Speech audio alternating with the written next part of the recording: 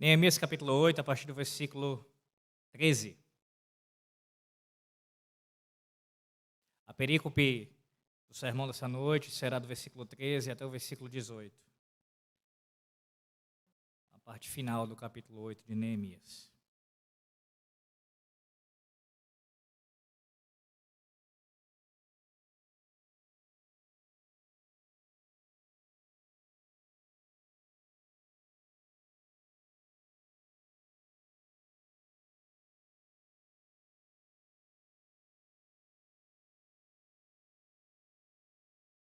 Assim diz a palavra do Senhor nosso Deus.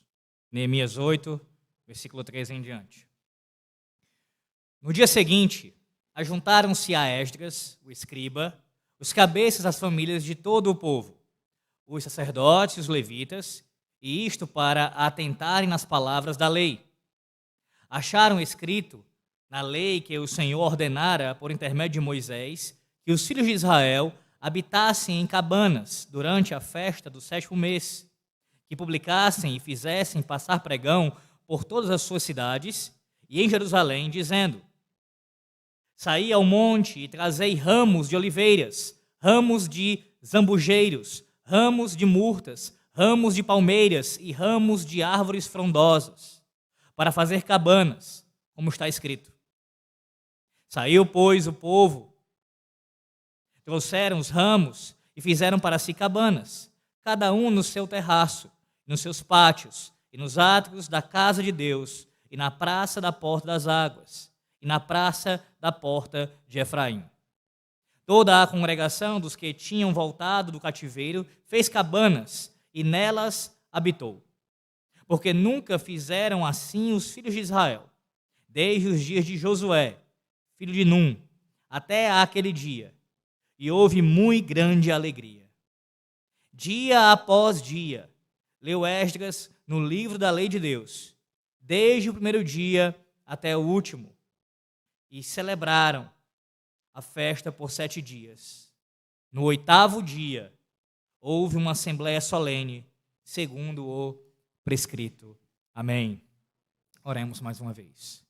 Ó Deus, que a Tua palavra nessa noite, como já tem sido lida aqui e cantada, seja mais uma vez o centro deste culto. Mais ainda agora, Senhor, onde nós queremos ouvir a voz do Teu Santo Espírito ministrar aos nossos corações. Que seja o Senhor falando, do começo ao fim. Ó Deus, que a Tua palavra seja exaltada nesse momento. Que a glória do Senhor se manifeste neste lugar e que apenas Cristo venha a ser aqui anunciado. Que o homem desapareça por completo, mas que o Deus homem, Deus Santo Filho, ó Pai, seja aqui pregado nessa noite. Oramos com o perdão dos nossos pecados. Em nome de Jesus. Amém. Existem algumas pessoas que são conhecidas por dedicarem suas vidas inteiramente a fazerem descobertas. Alguns na área da saúde. Eles passam a vida inteira estudando uma maneira, por exemplo, de curar uma doença incurável. Se empenham nisso. Tentam, de todas as formas, criar uma medicação, algum tratamento, algo que possa resolver esse problema, essa mazela que nos acomete, as doenças, as enfermidades. Muitos conseguem fazer grandes descobertas nessa área científica. Há outras pessoas que se empenham em descobertas tecnológicas. E nós temos experimentado isso, principalmente em nossos dias. Na verdade, já há muito tempo, desde o início, o homem já se empenhou em produzir tecnologia, produzir coisas a partir da natureza, a partir da criação de Deus, para o bem-estar da sociedade. E em nosso tempo, especialmente, nós temos visto isso de maneira abundante. Isso é visto no trabalho, isso é visto no transporte, de várias formas possíveis. Mas existe um tipo de descoberta que ela é mais importante do que qualquer outra que você possa comparar. E é justamente sobre isso que o texto trata nessa noite. uma descoberta. Na verdade, uma redescoberta. A principal, eu friso, que você pode fazer na sua vida. Sim, o texto de Neemias 8, do 13 ao 18, nos ensina que o Senhor nos faz redescobrir sua preciosa vontade para que possamos cumpri-la alegremente. O Senhor nos faz redescobrir a sua preciosa vontade para que nós possamos cumpri-la alegremente. Veremos isso em 2 pontos. Do versículo 13 ao versículo 15, veremos que o Senhor, quando Ele faz a gente redescobrir a sua preciosa vontade, Ele renova o nosso apreço pela sua palavra. Do 13 ao 15, Deus renovando o nosso apreço pela sua palavra. E do versículo 16 ao 18, vemos que Deus ele renova o nosso apreço por obedecer a sua palavra. Do 13 ao 15, o renovo pelo apreço pela palavra de Deus. E do 16 ao 18, vemos o renovo pelo apreço em obedecer a sua santa palavra. Volte seus olhos ao texto, versículo 13, e ouça mais uma vez a palavra de Deus sendo lida nessa noite. Versículo 13, assim diz o Senhor. No dia seguinte, ajuntaram-se a Esdras, o escriba, os cabeças das famílias de todo o povo, os sacerdotes e os levitas, e isto para atentarem nas palavras da lei. O texto começa com essa expressão, no dia seguinte, e você precisa ficar por dentro do contexto. Você, se conhece o capítulo 8 de Neemias, já sabe do que se trata aqui. Nos versículos anteriores, do versículo 1 ao versículo 12, Neemias nos narra um acontecimento histórico importantíssimo na revelação da palavra de Deus. Do versículo 1 ao versículo 12, nós vemos o povo tendo um contato com a palavra novamente, no sentido da sua exposição pública, feita justamente por Esdras. Isso é descrito especialmente a partir do versículo 2 de Neemias capítulo 8. Aquele homem, vocacionado por Deus para anunciar a sua palavra, sacerdote e escriba que ele era, ele abre as escrituras sagradas a pedido do próprio povo e começa a expor a palavra publicamente. Essa palavra, a palavra de Deus, quando começa a ser exposta publicamente, o texto diz que ela foi explicada de tal forma, com tantos detalhes, com tanta clareza, que o povo, quando entendeu aquilo que estava sendo dito, houve uma grande consequência no meio deles, isto é, arrependimento. Eles tiveram seus pecados confrontados pela palavra de Deus e se alegraram depois de ter ouvido também o perdão por parte do Senhor quando esse arrependimento foi manifestado. E agora, inicia o versículo 13, tratando do dia seguinte a esse dia anterior que relata essa exposição pública. Ou seja, nós estamos diante do dia após a palavra de Deus ter sido exposta publicamente por Esdras. E já no dia seguinte, nós temos essa descrição. Os homens ali, tanto os cabeças das famílias, bem como os sacerdotes e levitas, vão buscar a palavra de Deus para continuamente estarem ouvindo a sua explicação. Em primeiro lugar, nós temos aqui, nessa demonstração de apreço pela palavra de Deus, a busca imediata pela sua palavra. É isso que a expressão no dia seguinte nos ensina. Eles ouvem a palavra no dia anterior e imediatamente buscam a palavra de Deus. Já no dia seguinte, essa é a ideia. Imediatamente.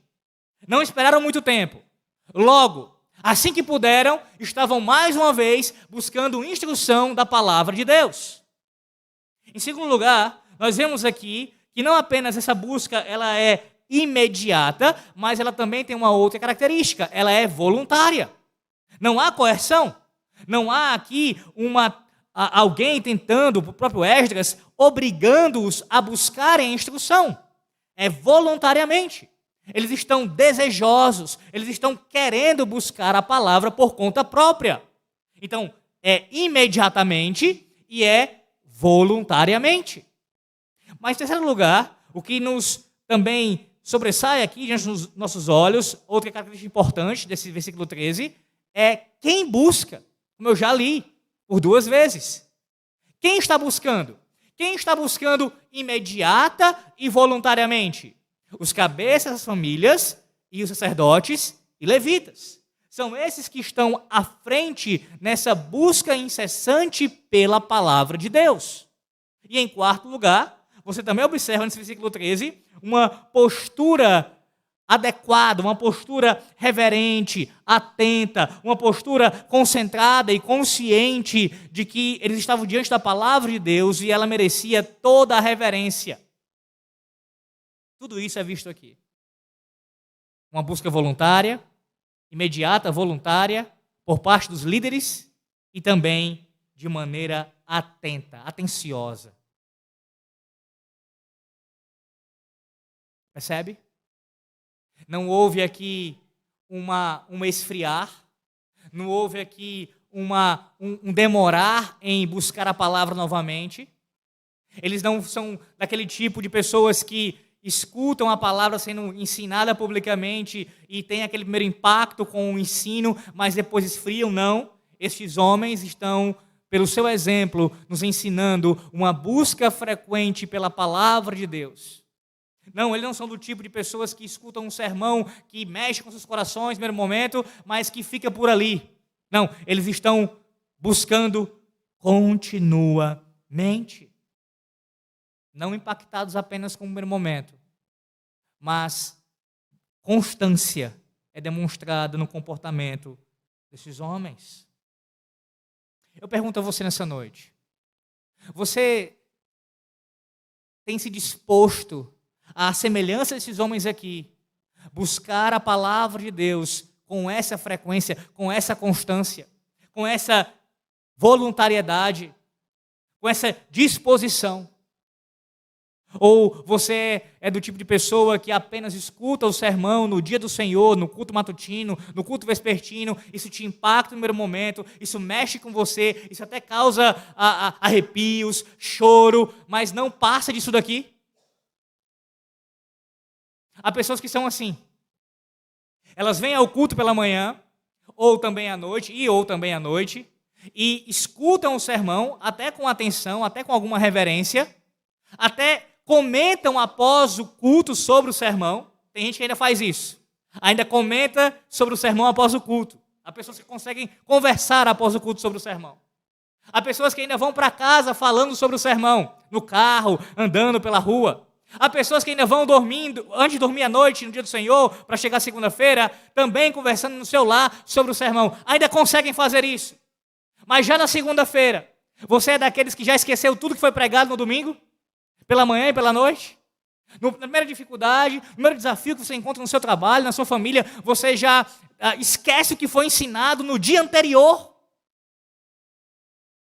Quando você age assim, você age diferente desses homens aqui, que no dia seguinte estavam lá buscando mais uma vez instrução da palavra de Deus. Porque eles sabiam que a palavra de Deus não deveria ser ouvida por eles apenas em um dia, apenas em um momento, apenas num impacto inicial que mexesse com seus corações. Não, era algo que deveria ser contínuo, diário. Além disso, o texto destaca para nós os personagens aqui. Quem está buscando o que eu já mencionei? E eu quero enfatizar isso. Quem está buscando, meus irmãos, são os homens. Prioritariamente falando. Eles estão buscando a instrução da palavra de Deus, com essas características, imediata e voluntariamente. São eles que estão à frente, buscando isso. Primeiro, o destaque aqui para os cabeças das famílias, os sacerdotes do lar, os homens de Deus. São esses que estão buscando a palavra do Senhor, a sua instrução contínua. Não existe nenhuma característica mais apropriada do que essa daqui para descrever o que é uma verdadeira masculinidade bíblica. Mais do que qualquer outra coisa, um homem bíblico é um homem que que busca a Deus pela sua palavra. Mais do que o provedor do lar, que deve ser, mais do que protetor da sua casa, mais do que um homem que se preocupa nas áreas de saúde, de moradia, em tudo isso com sua família, isso é maravilhoso, mas o que precede a tudo isso, a um verdadeiro homem de Deus, é a busca pelo Senhor através da sua palavra. Há homens que são exemplares em suas condutas quanto ao seu cuidado com a sua família, quanto à provisão da sua casa. Que é capaz deles, mesmo acamados, terem vontade de se levantar e ir para o trabalho, não faltar um dia de trabalho. Pensando mesmo no bem-estar da esposa e dos filhos, para que não falte nada para eles. Mas eu conheço gente que, com essa característica, tão diligente quanto ao seu trabalho, alguns até extrapolam, não tem a coragem de simplesmente abrir a palavra de Deus diariamente com a sua família, lê-la, instruir a sua casa e orar com os seus. Basicamente fazer isso diariamente. Às vezes nem esporadicamente. Isso é completamente esquecido por eles. Homens que assim agem estão também destoando desse exemplo bíblico e de tudo que a palavra de Deus fala sobre masculinidade bíblica. Um homem que cuida da sua casa, um homem que de fato ama sua esposa e os seus filhos, antes de qualquer outra coisa, é um homem que é diligente nos estudos das Escrituras Sagradas. E não contra-argumente falando o seguinte, eu não tenho essa inclinação para o estudo teológico, eu não tenho esse preparo, eu não tenho essa condição de conhecer tanto assim teologia. Você não está sendo chamado pela palavra de Deus a possuir o mesmo conhecimento que homens vocacionados por Deus para ensinar a sua palavra publicamente. Não é esse o caso. Você não está sendo chamado para correr com os cavalos. Mas todo homem cristão tem a obrigação de conhecer a palavra de Deus. Como é que você pode ensinar a sua esposa e seus filhos se você não aprende a palavra de Deus? Só pode ensinar quem aprende. Quem se senta para aprender. Se você não se senta para aprender a palavra de Deus, tanto no culto público aqui, na doutrina, nas escolas bíblicas e também buscando em casa, se você não faz isso, não tem o hábito da leitura da palavra e de bons livros, você não tem condição de ensinar a sua casa. A menor condição. E mais uma vez você pode falar, mas eu ainda não tenho habilidade com isso. Meu irmão, me dirijo diretamente a você que é homem. Há vários recursos que facilitam o seu aprendizado. Nós temos os nossos catecismos, outros catecismos históricos também, que são fáceis na sua linguagem, de você conseguir compreender o básico da teologia reformada. Nós temos comentários de catecismos, que elucidam ainda mais o que já está claro. Nós temos uma gama de literatura boa, já em português. Se você tem dúvida do que comprar, você pode pedir orientação aos seus presbíteros para poder saber fazer isso. Eu quero comprar um livro nessa área, mas eu não sei qual comprar. Busque orientação, você terá. O que não faltam são recursos para você aprimorar o seu aprendizado na palavra de Deus e poder ensinar melhor a sua esposa e os seus filhos. E essa aqui é uma palavra também para as mulheres. Veja, o seu marido, minha irmã, ele deve possuir essa característica de buscar a palavra de Deus e querer ensinar você e os filhos de vocês. E você deveria, se já não faz, deveria incentivá-lo nisso. Você o incentiva quando você ora por ele e com ele a respeito disso. Você o incentiva, no lugar de quando chegar o aniversário dele, dar uma camisa de futebol do time dele, dê um bom livro teológico. Não é pecado dar uma camisa de futebol do time dele. Claro que não. Estou dizendo aqui, priorize o que é mais importante. Priorize o que é mais importante. Há irmãs que reclamam muito dos seus maridos quanto à falta de instrução dele dentro do lar. Mas o que é que você tem contribuído, minha irmã, para que ele possa melhorar nisso? Se aperfeiçoar nesse conhecimento? Incentivo? Oração? Mas o ponto aqui principal é para os homens. Não existe um homem se dizer, de fato, com as características bíblicas de masculinidade, se ele não cumpre isso daqui. Se ele não busca cumprir isso daqui. Dá para nascer, meu irmão. Homem mais macho do que aquele que busca a Deus pela sua palavra. Acabar com essa história de que buscar a Deus em oração e leitura da palavra e frequentemente, essas coisas são coisas só de mulheres. Isso é um absurdo. Louvado seja Deus pela vida das irmãs que buscam a Deus frequentemente. Mas onde estão os homens de nosso tempo que buscam a Deus também a sua face? Diariamente. Diariamente. Ao mesmo tempo, a palavra de Deus fala aqui para os sacerdotes e levitas, isto é, os oficiais da igreja de Cristo. Não apenas os homens leigos, digamos assim, devem buscar a palavra de Deus frequentemente, mas também os oficiais. Significa isso? Que nenhum homem, por mais preparado que seja e já exerça o oficialato, ele já sabe o suficiente que não precisa aprender mais. Eu conheço pastores, e não falo isso para depreciar de forma alguma, irmãos, mas que acham que pelo simples fato de ter terminado o seminário e terem sido ordenados, já é suficiente o que eles aprenderam e ficam por isso mesmo. E você vê, entra ano e sai ano, e aquele pastor nunca aumenta o seu conhecimento, nunca aumenta o seu preparo para a igreja, porque ele estagnou no tempo. Certa feita eu ouvi acerca de um pastor, não da nossa igreja, pastor Batista, que disse o seguinte: é inadmissível, segundo esse pastor Batista, é inadmissível que um pastor da IPB não queira usar os recursos que a sua denominação dá, como, por exemplo, fazer um mestrado no Andrew Jumper, tendo a possibilidade de fazer. Claro, eu não estou falando aqui que todo pastor obrigatoriamente tem que ter um mestrado e um doutorado. Estou dizendo que aqueles pastores que têm recursos para isso, têm condições de fazer, deveriam aproveitar. Se não faz o mestrado, se não faz uma nova especialização, que por conta própria estude e se prepare. Ficam acomodados na igreja durante anos ali, achando que nunca vão sair de lá mesmo, então vão levando como bem entendem. E os sermões cada vez mais rasos, cada vez mais fracos.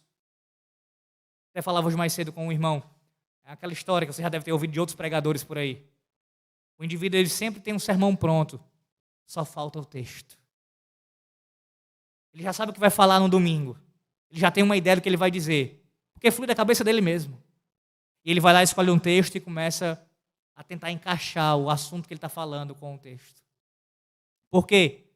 Uma razão básica para isso acontecer, porque não há essa busca imediata, voluntária, constante pelo aprendizado da palavra de Deus. Acham que porque já foram ordenados e já estão com seus seminários concluídos, já foi suficiente. Quando nós somos chamados a aprender de Deus por toda a eternidade. Por toda a eternidade. Isso é uma demonstração de orgulho, irmãos. Pode não parecer, pode ser que a linguagem desse homem seja diferente, mas na prática é isso, é orgulho. Não querer se colocar diante da palavra de Deus para aprendê-la frequentemente, ainda mais quem ensina. É uma demonstração de orgulho. Que Deus nos ajude a termos homens na nossa igreja, no nosso presbitério, em nosso país, que usem o exemplo desses homens aqui, para assim também procederem em suas vidas. Tanto os oficiais da igreja, quanto os irmãos de forma geral. Que possam assim proceder, buscando a palavra de Deus dessa maneira. Mas veja, nos versículos 14 e 15, nós temos agora, além do desejo pela instrução da palavra, da Escritura Sagrada, nós temos agora a aplicação aqui, a aplicação adequada do que se encontra ordenado. Versículos 14 e 15. Assim diz o Senhor. Acharam escrito na lei que o Senhor ordenara, por intermédio de Moisés, que os filhos de Israel habitassem em cabanas durante a festa do 7º mês, que publicassem e fizessem passar pregão por todas as suas cidades e em Jerusalém, dizendo: saí ao monte, trazei ramos de oliveiras, ramos de zambujeiros, ramos de murtas, ramos de palmeiras e ramos de árvores frondosas, para fazer cabanas, como está escrito. Após buscarem a palavra de Deus e se atentarem para o que ela dizia, eles estão agora aprofundando ainda mais esse conhecimento e redescobrindo algo que Deus já havia ordenado a eles, ao povo, já há muito tempo. Essa ordem tinha sido dada. Então aqui nós temos o povo, começando pelos seus líderes, se empenhando de maneira prática mesmo a pegar um mandamento da palavra de Deus, uma ordem de Deus e colocarem em prática. E o que está sendo colocado em prática, é uma busca, para se colocar em prática, que a gente vai ver com melhores detalhes no versículo 16 em diante, é justamente a festa dos tabernáculos, que está descrita lá em Levítico capítulo 23. Se puder abrir sua Bíblia, Levítico capítulo 23, você conferir a prescrição bíblica para essa festa, a festa dos tabernáculos.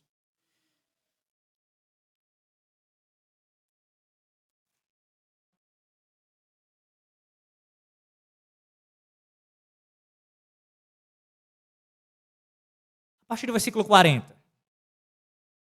No primeiro dia, tomareis para vós outros frutos de árvores formosas, ramos de palmeiras, ramos de árvores frondosas e salgueiros de ribeiras. E por 7 dias vos alegrareis perante o Senhor vosso Deus. Celebrareis esta como festa ao Senhor, por 7 dias cada ano. É estatuto perpétuo pelas vossas gerações, no mês 7º a celebrareis. 7 dias habitareis em tendas de ramos. Todos os naturais de Israel habitarão em tendas, para que saibam as vossas gerações que eu fiz habitar os filhos de Israel em tendas, quando os tirei da terra do Egito. Eu sou o Senhor, vosso Deus. Essa era a prescrição que eles estão agora se debruçando sobre ela para colocarem em prática. A festa dos tabernáculos, que significava o quê, basicamente? Eles iriam rememorar o que os seus pais haviam experimentado lá no deserto séculos antes.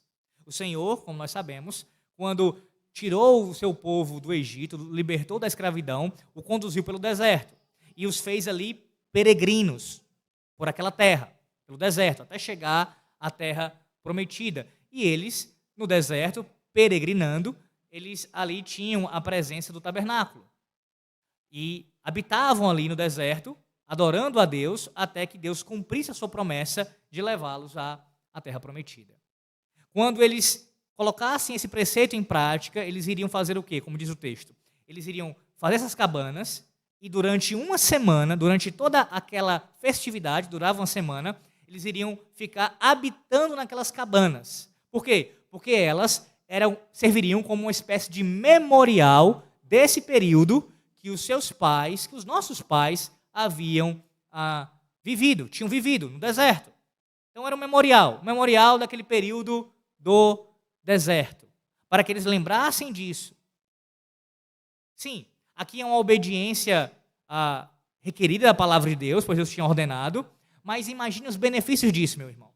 Imagine, quando eles fizessem aquelas cabanas e habitassem nelas, primeiro benefício, eles iriam se lembrar da redenção de Deus. Deus libertou o seu povo do Egito. Deus os libertou da escravidão. Deus tinha redimido o seu povo com um braço forte, com a sua mão poderosa.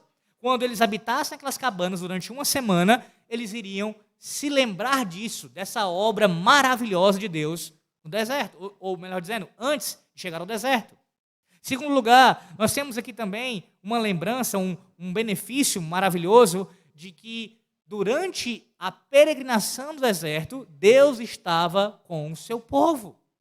Isto é, Deus proveu para o seu povo. Deus proveu tanto o alimento quanto a bebida. Deus proveu também a sua presença ali no meio do seu povo, guiando o seu povo, orientando o seu povo e protegendo o seu povo. Deus proveu de várias formas contra os seus inimigos.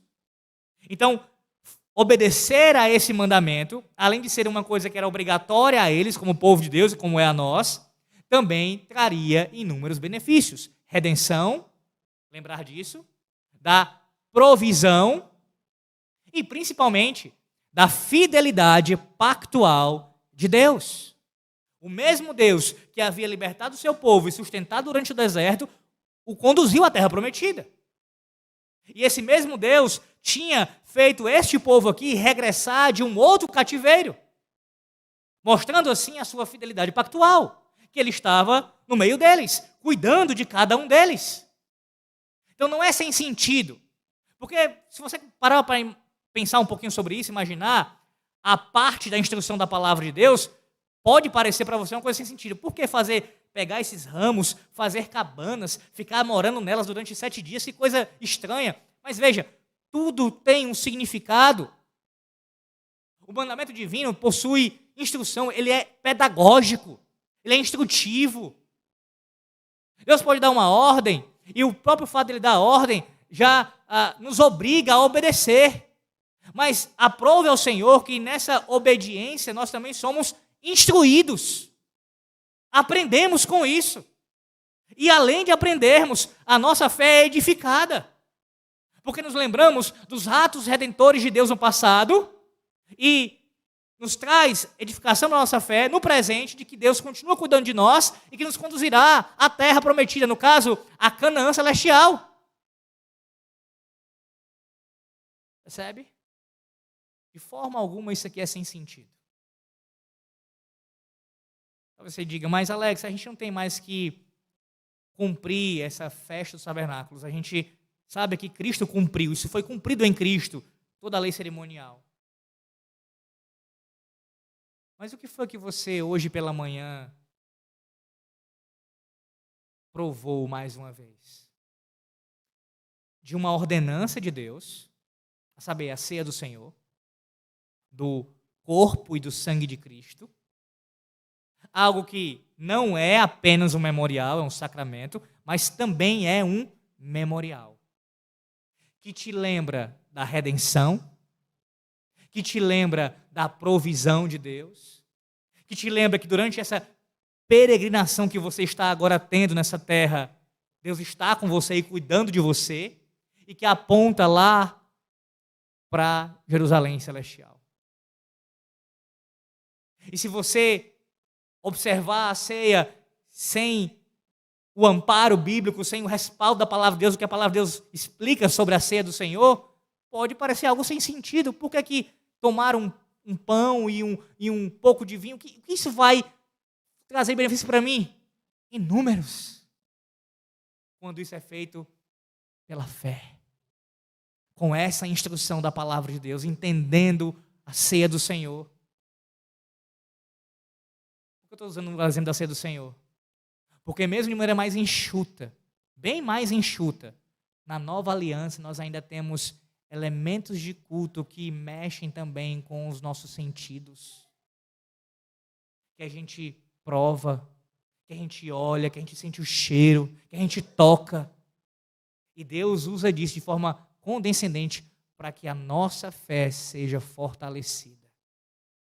Para as pessoas do mundo pode parecer sem sentido isso, e de fato para eles é, porque estão em trevas. Mas para nós que temos a luz da palavra de Deus, nós compreendemos o seu significado.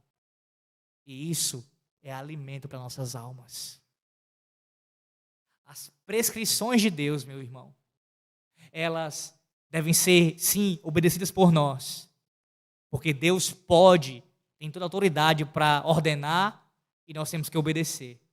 Mas mesmo assim, Deus, em meio a essa obediência, Ele faz com que essa obediência redunde para nós em inúmeros benefícios espirituais.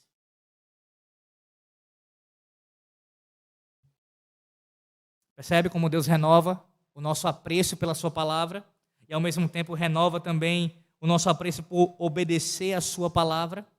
E obedecer, veja o versículo 15, o seu final, a última expressão, como está escrito. Uma expressão semelhante aparece no final do versículo 18.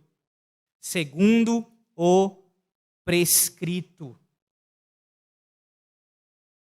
Não além, nem a quem, mas de acordo com o que Deus tinha revelado. Assim o é. Não temos autorização para nós interpretarmos a palavra de Deus conforme nós queremos. Estes homens aqui que estão buscando a palavra de Deus, eles estão procurando se conformar as suas vidas à palavra de Deus. Eles estão buscando instrução, entendem qual é o preceito, aqui esse preceito dessa festa. Quando entendem, vão colocar em prática, e quando colocam em prática, colocam conforme está escrito. Eles não adaptam a festa. Eles não removem alguma coisa da festa, daquela solenidade. Eles não acrescentam alguma coisa. Eles fazem conforme o que está escrito. Os sacerdotes não podiam fazer isso. Não poderiam alterar a palavra. Muito menos os homens, de forma geral. O nosso Catecismo Maior de Westminster, na pergunta 113, fala dos pecados cometidos contra o terceiro mandamento. Um desses pecados, meu irmão, eu acredito que até citei no último sermão aqui, pregado por mim, é que interpretar erroneamente a palavra de Deus, uma interpretação falsa da palavra de Deus, é quebra do terceiro mandamento. Abraçar uma falsa doutrina é quebra do terceiro mandamento. Você usa o nome de Deus em vão quando você abraça uma falsa doutrina. Quando você interpreta, que é ser mais específico, a Bíblia de maneira errada. Ou seja, está escrito de uma maneira e você entende e começa a praticar de uma forma que a Bíblia não está ensinando. Isso é quebra do terceiro mandamento. Aí talvez você fale, mas Alex, tem momentos em que a gente interpreta a Bíblia de forma equivocada, não de forma intencional, mas por ignorância. Não deixa de ser pecado. É claro que é mais grave alguém interpretar a Bíblia de forma errada, aplicá-la de forma errada, sabendo disso, consciente. É um pecado mais grave contra o terceiro mandamento. Mas também por ignorância. É pecado, irmão. É pecado também. Deus nos chama a fazer tudo em nossas vidas. Tudo. Não só as solenidades.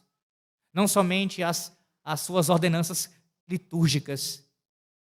Mas também em todas as outras áreas. Tudo conforme o que está escrito. Fazendo assim, nós iremos demonstrar o nosso apreço pela sua palavra e o nosso apreço em obedecer a sua palavra. Continuando nesse assunto, nesse ponto de demonstrar o nosso apreço pela obediência à palavra de Deus, vejamos agora o versículo 16 a 18. Assim diz o Senhor. Saiu, pois, cada um no seu terraço e nos seus pátios, e nos atos da casa de Deus, na praça da porta das águas e na praça da porta de Efraim. Toda a congregação dos que tinham voltado do cativeiro fez cabanas e nelas habitou, porque nunca fizeram assim os filhos de Israel, desde os dias de Josué, filho de Num, até aquele dia, e houve muito grande alegria.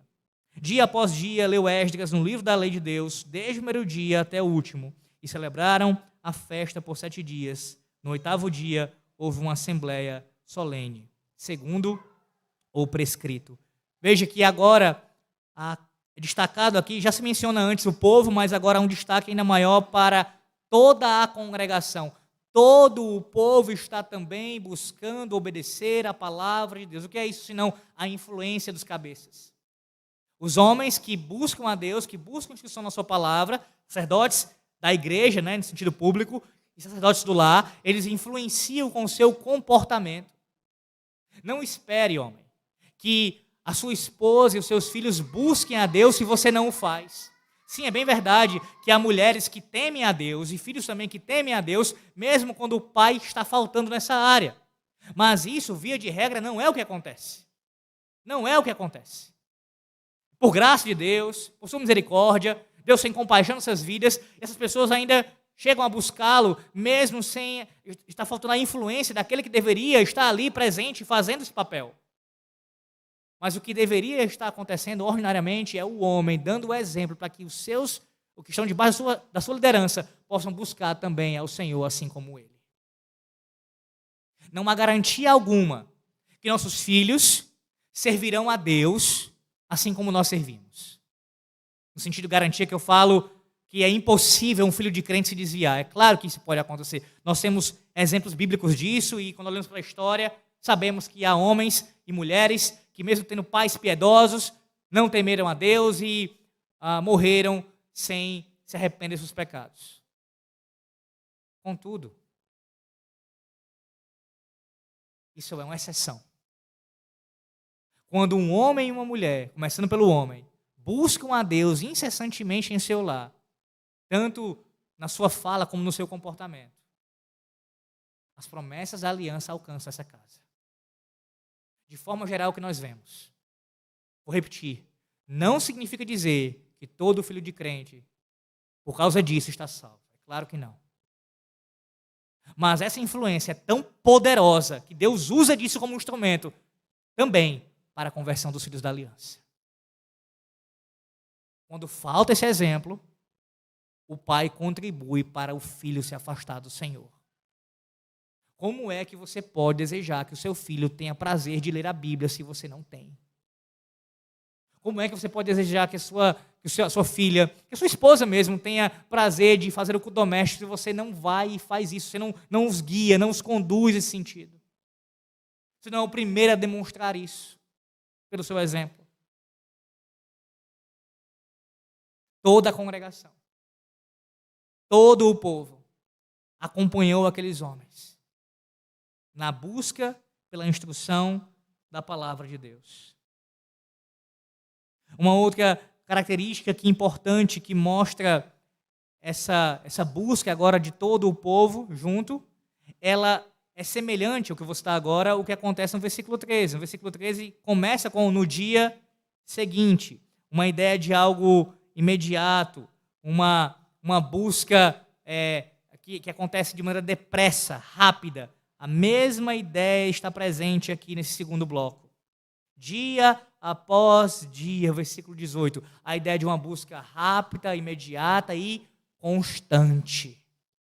Constante. Aprendendo a palavra de Deus constantemente. Aqui nós temos um exemplo de algo que se assemelha como se fosse uma espécie de uma conferência. Durante uma semana, o povo está sendo instruído diariamente pela palavra de Deus.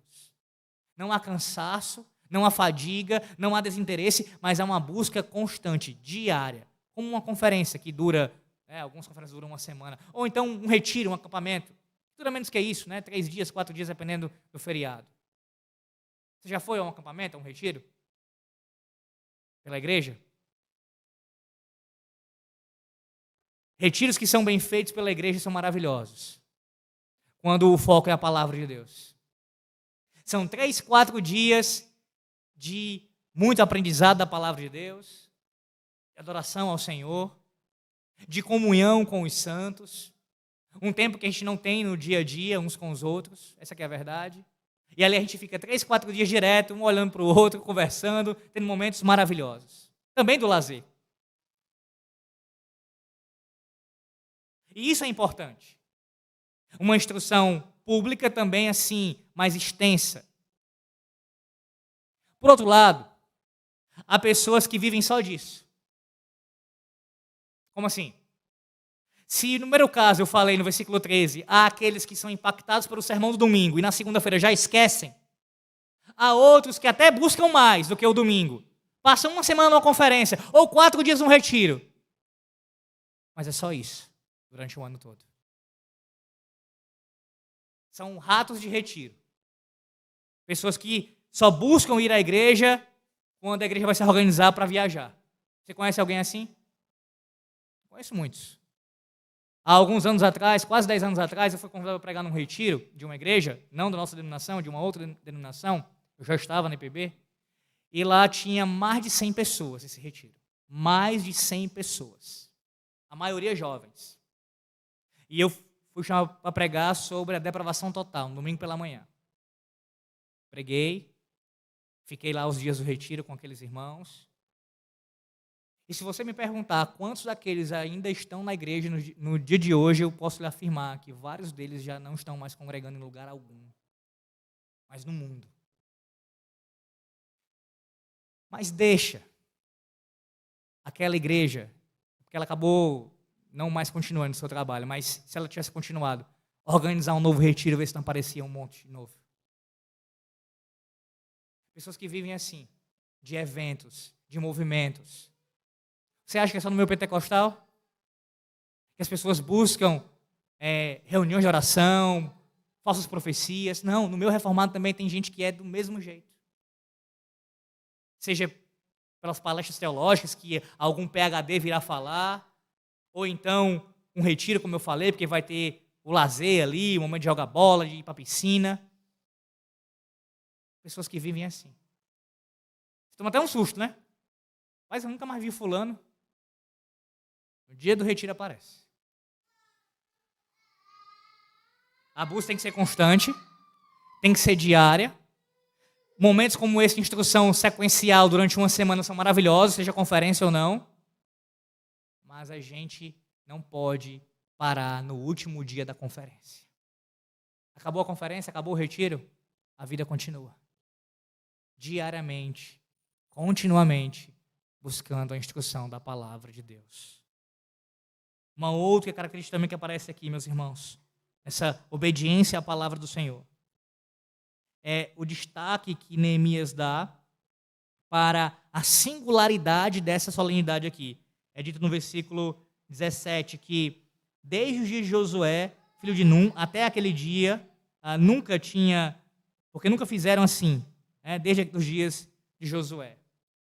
O texto não está dizendo, pode ser que você assim entenda, que a festa estava sem acontecer desde os dias de Josué. Não é esse o significado do texto. Como se tivesse parado no dia de Josué e até então eles não celebraram e agora voltaram a fazer. Não é essa a ideia. Mas é a forma como ela estava sendo feita. Desde Josué até aquele momento, o povo de Israel não celebrava uma festa, aquela festa dos tabernáculos, daquela maneira. De que maneira? Seguindo de forma estrita o que estava prescrito e com essa demonstração de alegria. Satisfeitos, contentes em obedecer a Deus de maneira estrita o que ele havia ordenado. Em outras palavras, desde os dias de Josué, o povo de Deus não celebrava aquela solenidade com tanto entusiasmo, com tanta satisfação em seus corações e de maneira tão fiel ao que Deus tinha ordenado na sua palavra. Percebe que os mandamentos de Deus, eles não são penosos a nós? Pelo contrário, esse é o resultado de todos aqueles que obedecem a palavra de Deus. Alegria. Obedecer a Deus traz alegria, traz satisfação ao coração. Eu já ouvi, mesmo uma pessoa sendo cristã, dizer o seguinte, que é muito difícil ser crente. Tem muito tempo que eu vi uma entrevista sobre isso, inclusive. Uma mulher que afirma ser cristã dizendo isso, que é muito difícil ser crente. É muito difícil, é muito doloroso, é muito triste, é muito sofrimento. E aqui não entenda errado o que eu vou dizer. Sim, a vida cristã é uma vida de lutas, de renúncias, de sofrimento também. Mas difícil é ser incrédulo. Difícil é ser descrente, é servir ao diabo. Você quer uma vida miserável dessa?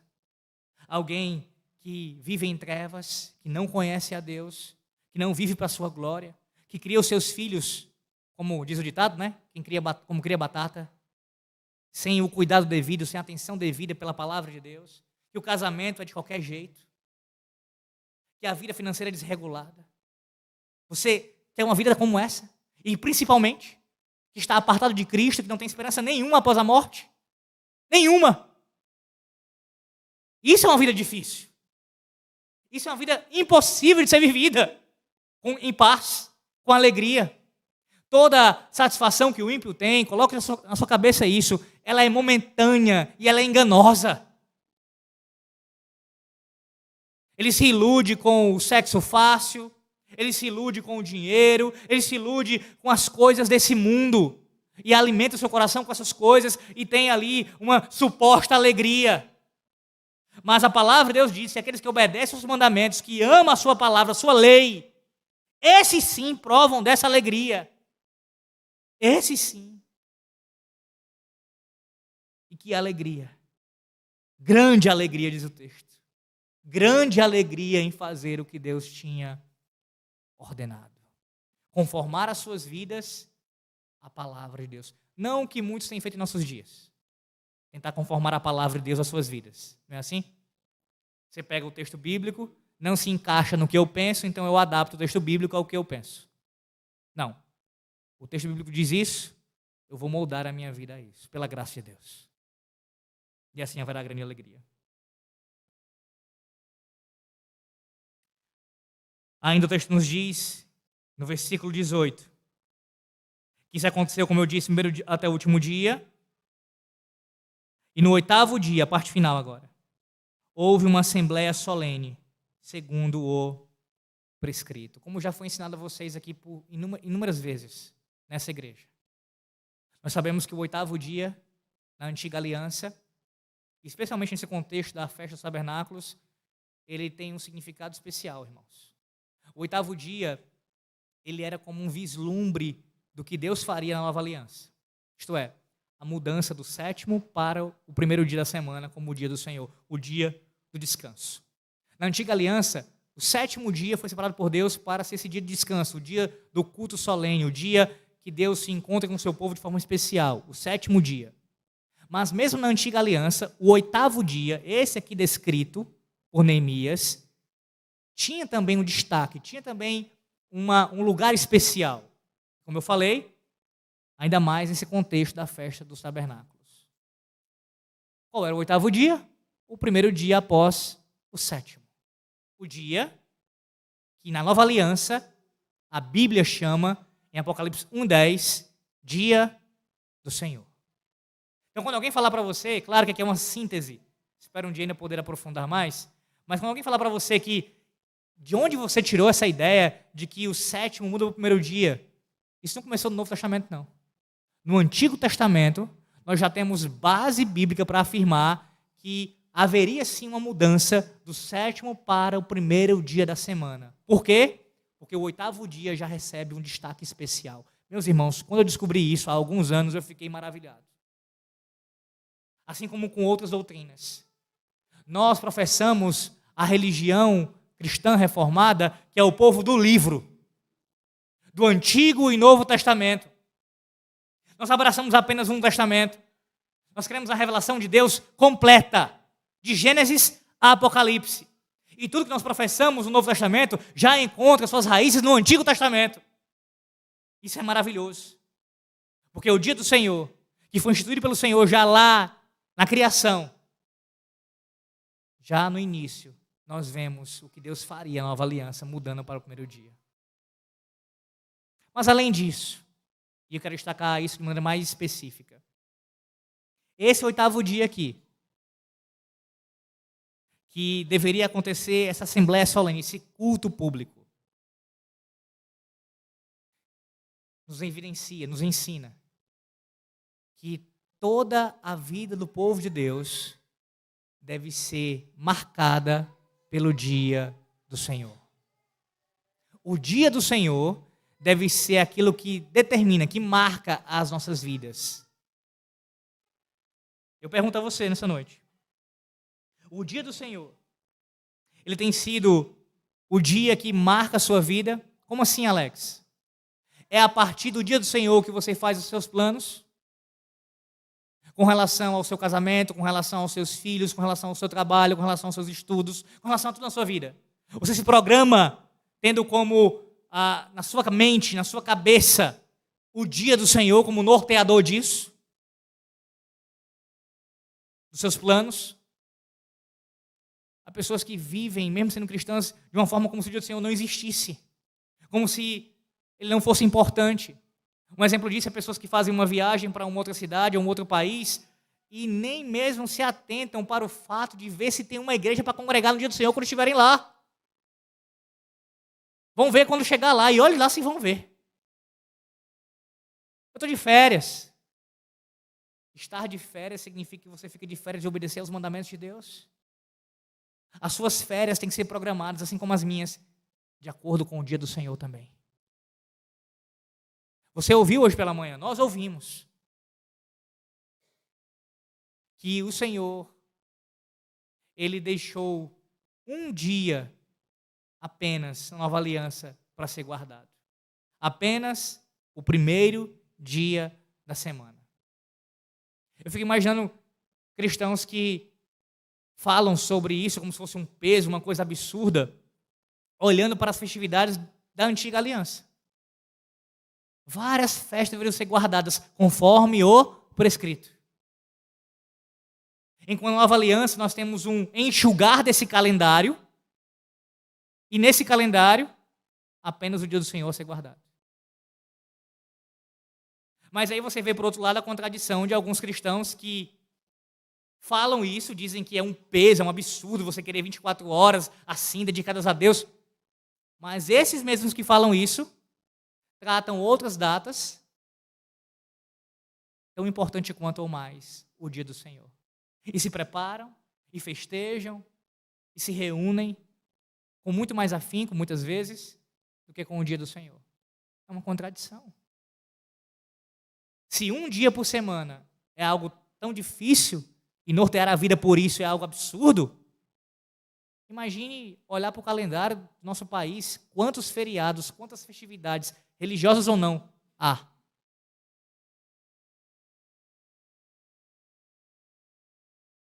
Da mesma forma como obedecer àquela festa dos tabernáculos, em nosso caso, eu usei o exemplo da ceia, na nova aliança.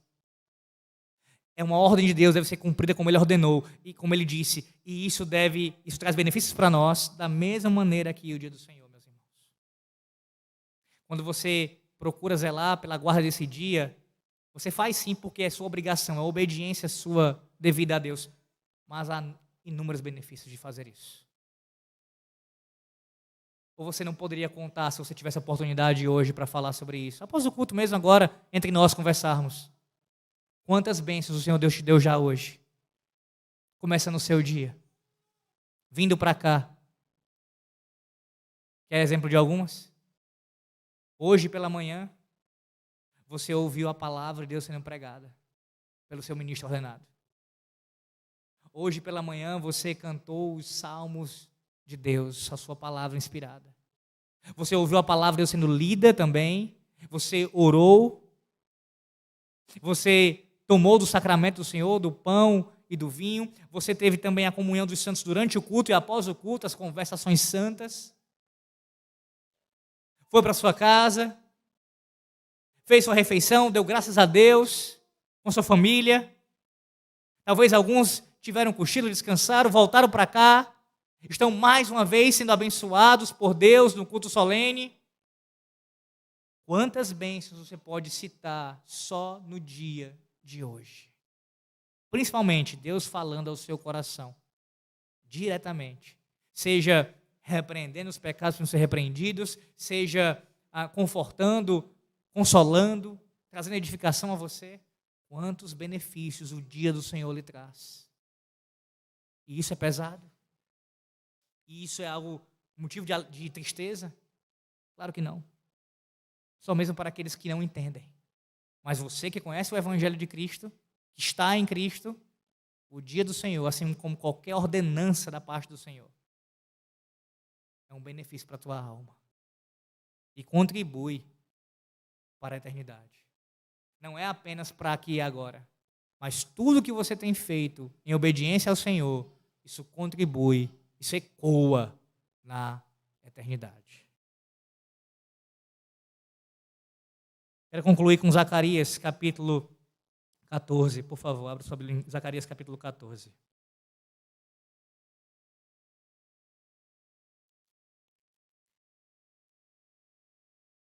Você viu no texto de Neemias 8 que a palavra de Deus foi lida esses dias todos, né? Ela foi lida quando Esdras foi expor, ela foi lida durante uma semana inteira. Eles ouviram a palavra de Deus, sendo admoestados por ela, instruídos por ela. E essa leitura deveria ser ouvida por eles, mas também um incentivo para lerem em casa. Guarde isso também. Você escuta no culto matutino e vespertino a leitura da palavra de Deus. O Antigo e Novo Testamento aqui é lido. E são lidos porque Deus ordena no culto solene isso acontecer. Mas como também diz nosso catecismo, na pergunta 156, ainda que nem todos sejam autorizados a lerem a palavra de Deus publicamente, todos, sem exceção, devem ler em casa. Começando por quem? Os cabeças das famílias. Quando você ouve o Antigo Testamento aqui na igreja e o Novo, é para você ser incentivado também a ler em casa. E edificado, claro. Zacarias 14, versículo 16 em diante. Assim diz o Senhor: todos os que restarem de todas as nações que vieram contra Jerusalém subirão de ano em ano para adorar o Rei, o Senhor dos Exércitos, e para celebrar a festa dos tabernáculos. Se alguma das famílias da terra não subir a Jerusalém para adorar o Rei, o Senhor dos Exércitos, não virá sobre ela. O Senhor dos Exércitos não virá sobre ela a chuva. Se a família dos egípcios não subir, nem vier, não cairá sobre eles a chuva. Virá a praga com que o Senhor ferirá as nações que não subirem a celebrar a festa dos tabernáculos. Este será o castigo dos egípcios e o castigo de todas as nações que não subirem a celebrar a festa dos tabernáculos. Naquele dia será gravado nas campainhas dos cavalos: Santo ao Senhor. E as panelas da casa do Senhor serão como as bacias diante do altar. Sim, todas as panelas em Jerusalém e Judá serão santas ao Senhor dos Exércitos. Todos os que oferecerem sacrifícios virão, lançarão mão delas e nelas cozerão a carne do sacrifício. Naquele dia já não haverá mercador na casa do Senhor dos Exércitos. Diferentemente do que os dispensacionalistas interpretam o texto aqui, como se no final dos tempos deverá ter uma restauração dos judeus, no sentido de Israel ter o seu culto cerimonial restaurado. Isso é uma blasfêmia, isso é um absurdo. Nós já temos experimentado o cumprimento disso na nova aliança, meus irmãos. Zacarias, aqui como profeta da antiga aliança, descreve esse momento usando, claro, a linguagem da antiga aliança, citando até a festa dos tabernáculos. Nós começamos a experimentar isso na obra de Cristo. E experimentaremos de forma muito mais abundante ainda quando ele estiver para retornar e quando retornar mais ainda. A sua presença, a glória dele manifesta no meio do seu povo.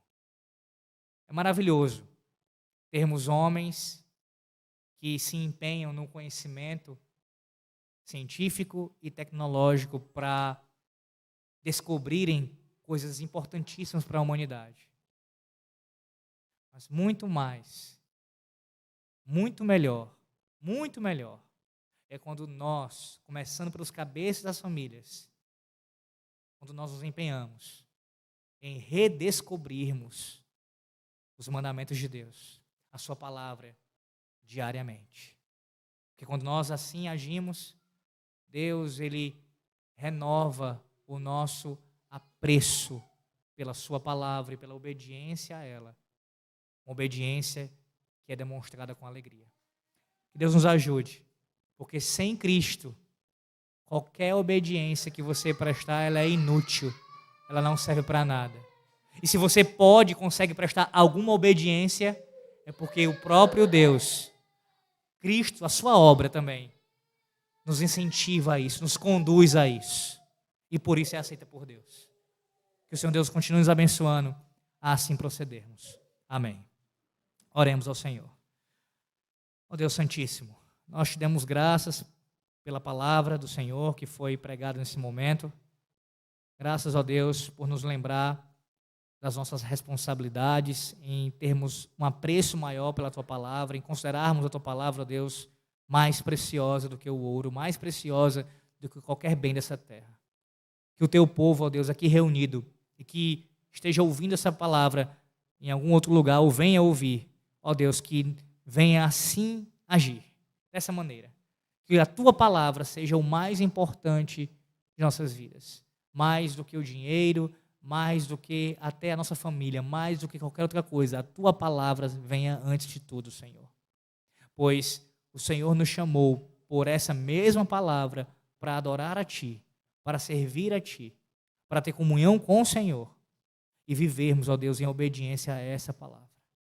Abençoa, ó Deus, o Teu povo nesse momento, para que possa responder adequadamente, com apreço pela palavra e obediência pela palavra. descansando somente no Senhor Jesus Cristo, aquele que obedeceu perfeitamente tudo o que estava prescrito, e sem Ele, nossas obras, elas não passam de trapo de imundícia. Nossas boas obras são produzidas porque estamos nele e como consequência do que o Senhor já tem feito em nós. Ó Deus, continua abençoando o teu povo aqui da Betel com esse apego pela palavra e que isso seja demonstrado nas famílias, onde eles morarem, aqui na igreja, onde eles estiverem, Senhor Deus, dê um testemunho de que são o povo do livro, o povo da palavra. Oramos ao Deus, pedindo perdão também pelos nossos pecados, por todas as vezes que nós falhamos em buscar ao Senhor como o Senhor ordena. Perdão por isso, Senhor. Tem misericórdia de nós. Tem compaixão do teu povo. E que o Senhor venha a nos dar essa condição de respondermos adequadamente. Oramos em nome de Jesus. Amém.